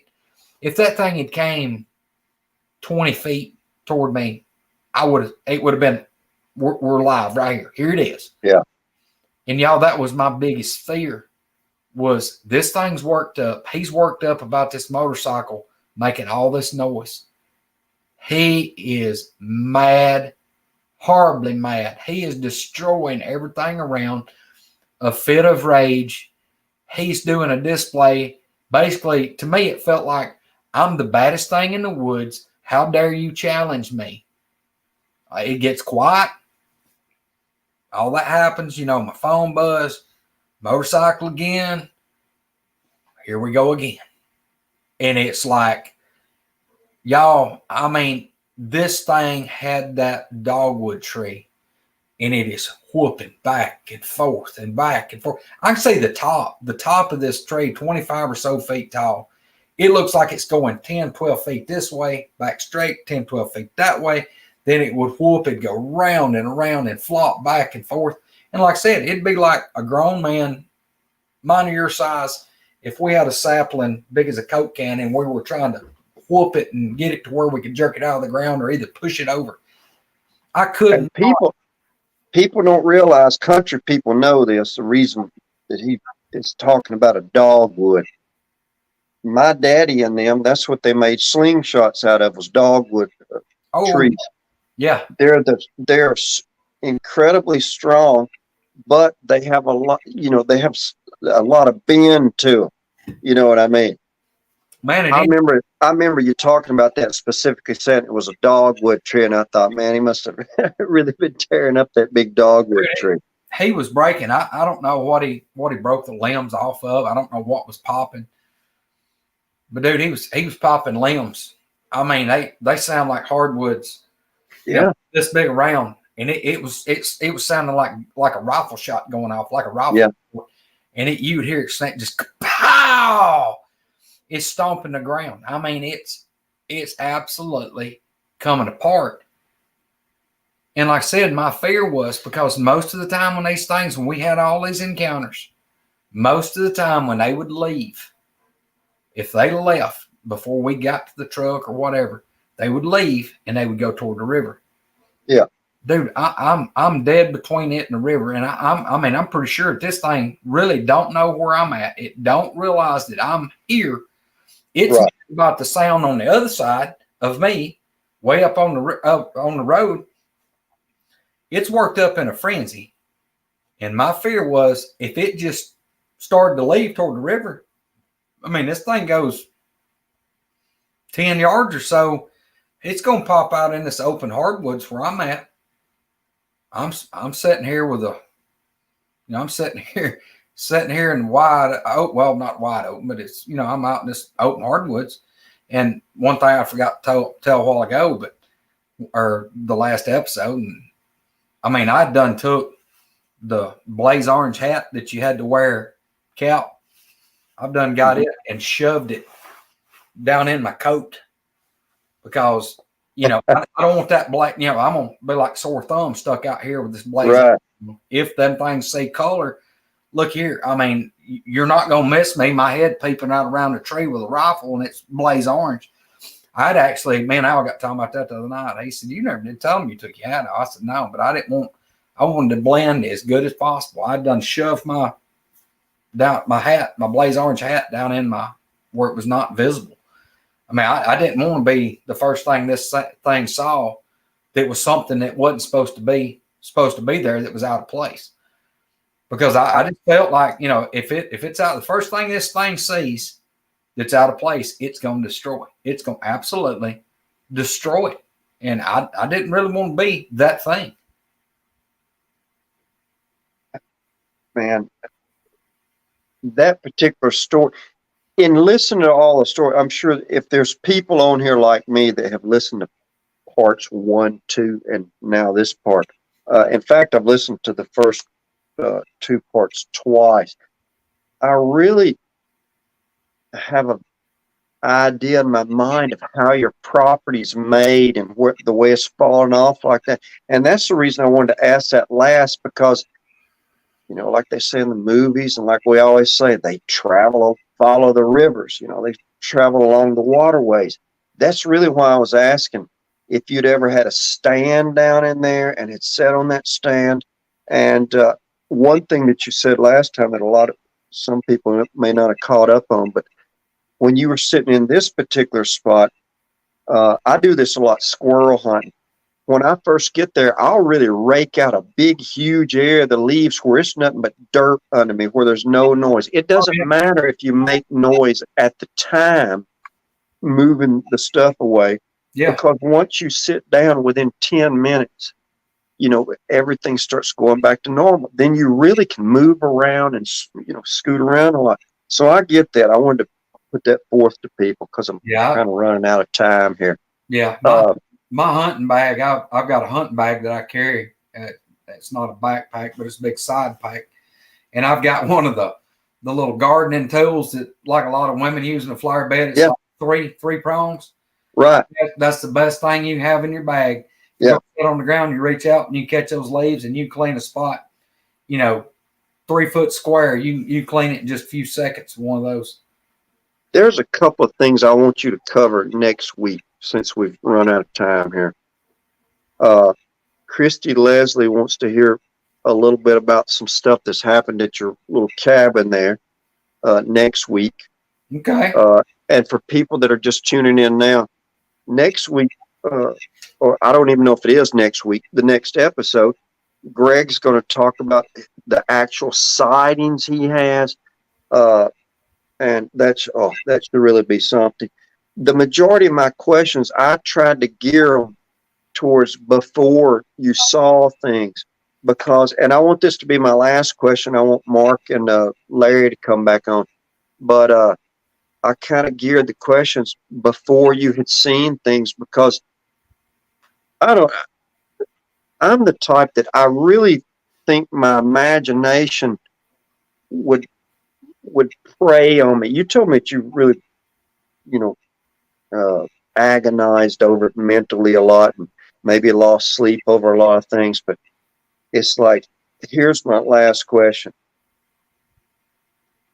Before you actually saw one, I'm sure you kind of had in your mind what you thought a southern one was going to look like or something. What do you think now? Is it what you thought? Is it more than you thought? Is it, I'm talking and let's not get too much into, you know, some of what you've seen, but I'm talking from a mental point. Is it better for you now? Or? Well, I don't know if you'd say better or worse. I mean, you know, like I tell everybody's like, well, what it looked like. Well, I mean, what I saw, what I've seen, I mean, it's the very best sighting was broad daylight, 11:30 a.m. It ran across a paved road. I mean, I watched it come out of the woods, cross the road, cross the other ditch, go across the power line right away. I mean, nothing between me and it but air, broad daylight.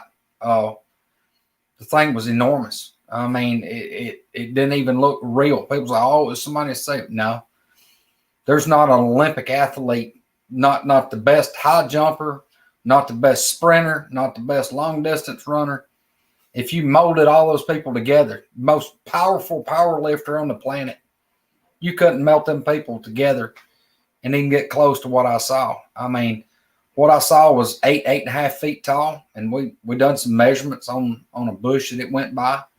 It had to be 8.5 feet tall, jet black. Now I'm talking about ink, INK, ink black, super shiny, clean. It was, as its muscles moved, the sun was hitting it, and as the muscles like twisted and turned, you could see like the hair changed colors, like the reflection of the sun.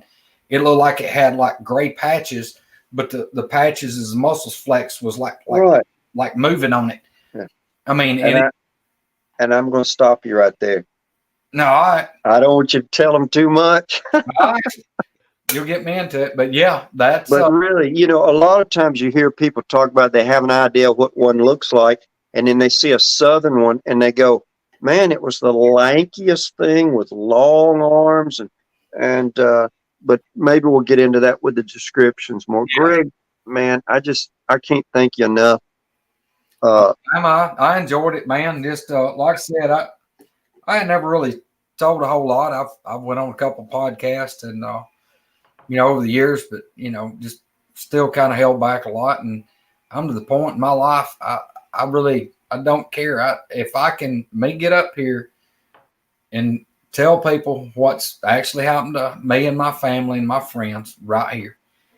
If this reaches one person that needs to hear this to solidify what they've went through, the encounter they've had, and realize that, hey, there's people out here that this happened to. I'm not the only person. Yeah. There's people out here, guys, you talk to. I mean, come on here, go in the comments, comment. Just say, hey, can you private message me? Let me tell you what I seen. Or if y'all got a question, message these guys. Tag me in a message. I don't care. I'll tell you the best of my ability what I think, what I've been through. Guys, if you've watched this, watch those other episodes, if y'all got a question, ask these guys. Do like me, script. Take notes, scribble down questions. Yeah. Guys, if you're having trouble with these things, if you've seen something that you can't explain, something that all these folks that's got it, like I said, all the alphabet, the PhD and the doctorate and all that alphabet in front of their name, and they're telling you, oh, that ain't real. I got news for you. Them people need to get themselves out of that chair and out of them buildings. Go out here in these woods. Go in the deep, dark woods. I'd love to have some of them skeptics try to tell people they're crazy. It can't be real. And I don't believe in it. And all these people's making it up. They need to come down here, stay with me about 2 or 3 weeks. Go over here in these woods. I'll be proud to take them over there. Let them sit in there, and I'll come back when it gets good and dark and get them. I'll drive right to the stand. But I'll tell you what, one of these things come in there and do them like they've done us many times. Yeah. You won't be able to melt them people down and pour them back out in them woods. Yeah. We've had so many people comment, during the shows, they in the chat, they say stuff like, man, I'd love to go in there, or I would go in there and camp. And they'd say, and me, the closest I got was, I said, well, first, I think I'd probably let, I said, Greg maybe would blindfold me to take me in there, because he didn't want us to know where his hunting place is at. Not just because they're there, it's just because this is where he hunts at. But I told him, I said, man, I'd go down there and let him blindfold me and drive me in there and hang out with me in there in the daytime. I said, but no. I said, I wouldn't go in there at night. I'm not going to sit here in an armchair quarterback this thing.